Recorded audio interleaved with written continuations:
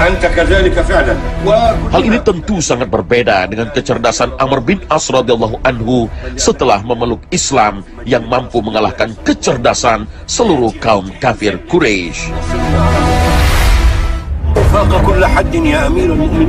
Selesai menaklukkan Syam, maka Amr bin As mencoba untuk meyakinkan Khalifah Umar bin Khattab radhiyallahu anhu untuk melanjutkan penyebaran Islam dengan membuka wilayah Afrika melalui Mesir. Amr bin As radhiyallahu anhu yakin bahwa Islam akan mendapat kemenangan di Mesir maupun Afrika karena beliau merupakan salah seorang yang faham dan akrab dengan negeri Afrika, terutama wilayah negeri Habasyah. Ketika sudah diizinkan itu, maka Amr bin As mulai bergegas menyiapkan pasukan dan dia membawa 4.000 pasukan. 4.000 pasukan yang dibawa oleh Amr bin As untuk masuk ke wilayah Mesir. Begitu dia bawa pasukannya dan keadaan terus dikaji oleh Khalifah Umar, perkembangan dari waktu ke waktu, keadaan-keadaan semua berita masuk. Ternyata Khalifah Umar ragu. Bukannya semakin yakin bahwa muslimin boleh menaklukkan masuk ke Mesir, tapi Khalifah Umar semakin ragu. Dia ragu. Mengapa ragu? Karena Khalifah Umar sangat cinta muslimin, sehingga dia sangat khawatir kalau muslimin memasuki sebuah wilayah yang tidak dikenal dan ada kemungkinan muslimin akan habis di sana. Umar tidak mau karena sangat cintanya dia pada muslimin. Maka Khalifah Umar mengirim surat yang diantarkan oleh seorang utusan datang kepada Amr bin As. Begitu sang utusan datang kepada Amr bin As mengatakan surat dari Khalifah. Amr bin As mengatakan nanti, ditunda. Surat Khalifah diabaikan, belum mau diterima dan dibuka. Amr bin As menyiapkan pasukannya, kemudian menggerakkan pasukan. Dia perintahkan pasukan yang 4.000 berjalan bergerak. Sambil Amr bin As bertanya kepada orang ahli di situ, pertanyaannya adalah wilayah Mesir dimulai dari mana? Perbatasannya mana?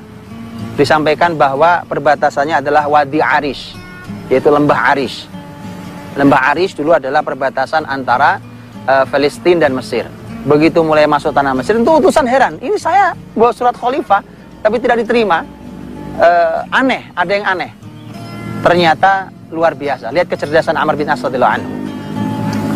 Begitu sudah memasuki wilayah Mesir, baru kemudian Amr bin As memanggil utusan Khalifah Umar dan meminta suratnya.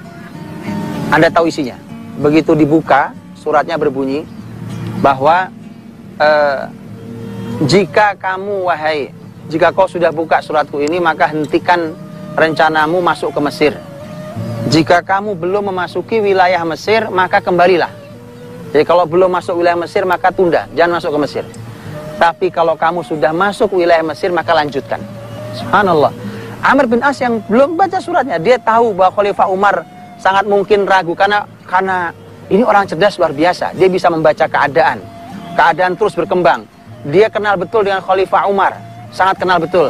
Maka pertemuan antara keadaan dan Khalifah Umar sangat bisa diduga bahwa Umar akan kembali dari pemikirannya yang tadinya yakin kepada ragu dan akan memutuskan untuk menghentikan agar Amr bin As dan pasukannya tidak jadi masuk ke Mesir.